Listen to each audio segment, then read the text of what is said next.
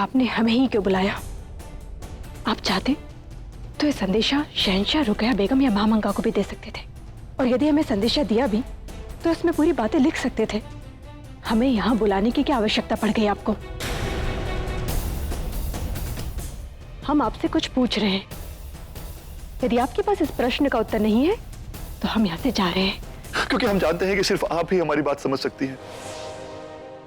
बात यह है कि अबुल मालिक काबुल से भाग चुका है और उसका एक आदमी आगरा में है जो शहंशाह के खिलाफ साजिश कर रहा है। षड्यंत्र तो आपने भी रचा था शहंशाह के विरुद्ध, और यहाँ कैद में पड़े हैं। हमें अच्छी तरह से समझ में आ गया है कि हमसे कितना बड़ा गुनाह हुआ है और हम उस गुनाह का पश्चाताप करना चाहते हैं, शहंशाह की मदद करना चाहते हैं, उनकी जान बचाना चाहते हैं। जोधा बेगम, आदम खान को दूसरा मौका मिला। हम भी साबित करना चाहते हैं कि हम भी शहंशाह के वफादार हैं। हम भी अपनी मोहब्बत पाना चाहते हैं। परंतु हम आपकी बात पर विश्वास क्यों करें? कोई है जिसे पाने के लिए हम पल पल गिन रहे हैं।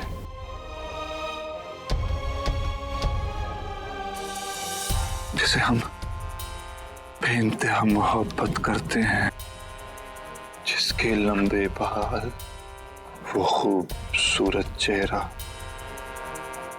उसके इत्तर की खुशबू, वो बाहें याद करते हैं।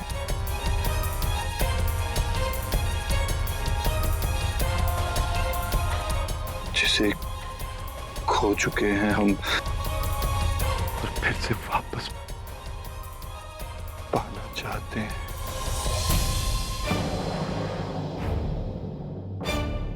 बख्शी बानो, उसकी खातिर हमारी बात पर यकीन कीजिए। अबुल मालिक बहुत जल्द आगरा पर बहुत बड़ा हमला करने वाला है, और वो हमला बाहर से नहीं बल्कि महल के अंदर से होगा। कुछ कीजिए जोधा बेगम, कुछ कीजिए। हमारी नहीं तो बख्शी बानो की खातिर कुछ कीजिए। हमारी बात पर यकीन कीजिए। हर किसी को दूसरा मौका मिलता है, हमें भी दूसरा मौका दीजिए। हम यहाँ अंदर रहकर शहंशाह की कोई मदद नहीं कर सकते, लेकिन आप कर सकती हैं जोधा बेगम। एक बात सोचिए, आपको गलत खबर देकर हमें क्या फायदा? ठीक है, हम ये संदेशा शहंशाह तक पहुंचा देंगे। शुक्रिया। चलते हैं।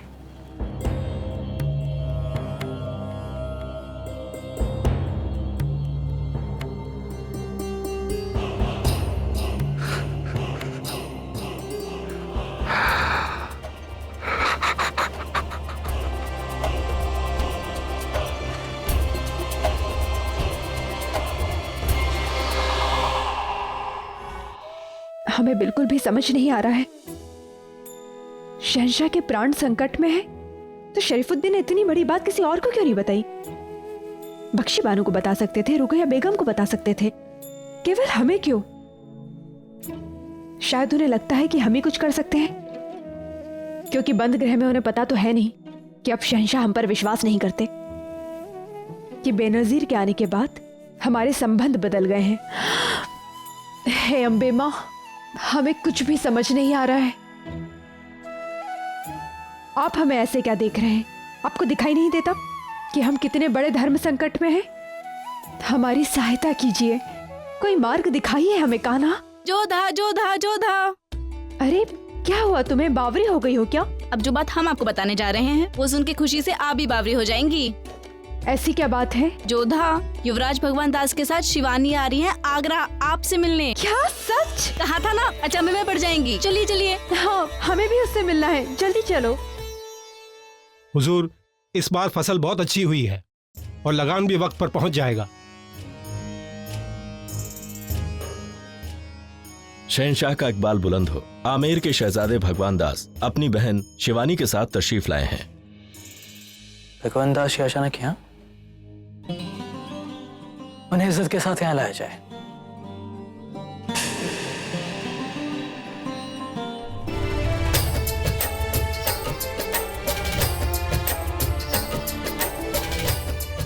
प्रणाम शहंशाह। प्रणाम जीजा साहब। आदाब भगवान दास जी, खुशामदीद।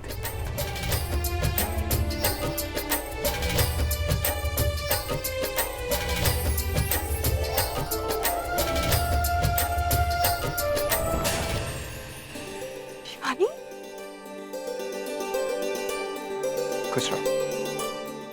बताइए भगवान दास जी, अचानक से कैसे आना हुआ? कोई खास वजह? जी नहीं, बापू साहब पुण्य स्नान के लिए मथुरा आए। शिवानी भी हट करने लगी कि जोधा से मिलना है, तो इसे हम अपने साथ ले आए। बापू साहब पुण्य स्नान के लिए 10 दिन रुकेंगे, तो तब तक शिवानी यहाँ जोधा के साथ रह जाएगी। ये तो बहुत अच्छी बात है। शिवानी भी पहली बार आगरा आई, यहाँ घूम फिर लेगी, अपनी जीजी के साथ थोड़ा वक्त गुजार लेगी। वैसे सही वक्त पर आए हैं आप। जोधा बेगम भी कई दिनों से आपको याद कर रही थी। देखिए जोधा बेगम, आप चाहती थी ना कि आपके मायके से कोई आपसे मिलने आए, तो किस्मत आपके साथ है। अरे शिवानी, प्रणाम मलिका आजम। जीती रहो, बहुत अच्छा लगा तुम्हें देखकर। जोधा बेगम, शिवानी को अपने साथ ले जाइए। इसकी खातिरदारी में कोई कमी नहीं आनी चाहिए, इसका खास ख्याल रखा जाए। चलो। प्रणाम।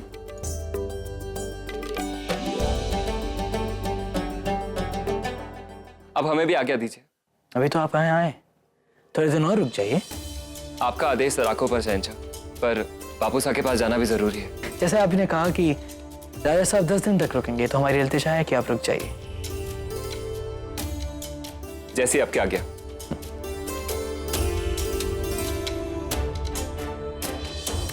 हमें विश्वास नहीं हो रहा है कि तुम सच में हमारे सामने हो। स्वप्न जैसा ही लग रहा है तुम्हारा यहाँ पर होना। क्यों? हम अनुचित समय पर आए हैं? सच कहे तो यही हमारे लिए सबसे उचित समय है।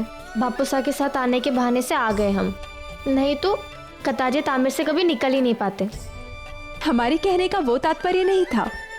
तुम जब चाहो तब अपनी जोधा जीजी के पास आ सकती हो। हम तो बस थोड़ा। जीजी, क्या बात है? खुलकर बताइए ना। अवश्य आपके मन में कुछ चल रहा है। जीजा साहब भी बहुत प्रसन्न दिख रहे थे। क्या कोई शुभ सूचना है या आपके प्रेम का प्रभाव है? अच्छा, बहुत बड़ी हो गई हो, अब अपनी जोधा जीजी से प्रेम की बातें करोगी तुम? बड़ी तो हो गई हो, इसलिए पहले जो बातें आप सुकन्या जीजी के साथ करते थे, अब हमारे साथ कर सकती है। अच्छा, तो अब बातें भी बनाने लग गई हो। अच्छा बताओ, आमिर में सब लोग कैसे हैं? सब ठीक है जीजी। और मासा आपको और सुकन्या जीजी को इतना याद करती है कि कई बार रो ही देती है। परंतु प्रसन्नता इस बात की है कि आप अपने अपने ससुराल में सकुशल है। और दादी सा? अरे हाँ, दादी सा ने आपके लिए एक संदेशा भिजवाया है। क्या संदेशा है? यही कि वो शीघ्र ही दादी से परनानी बनना चाहती है।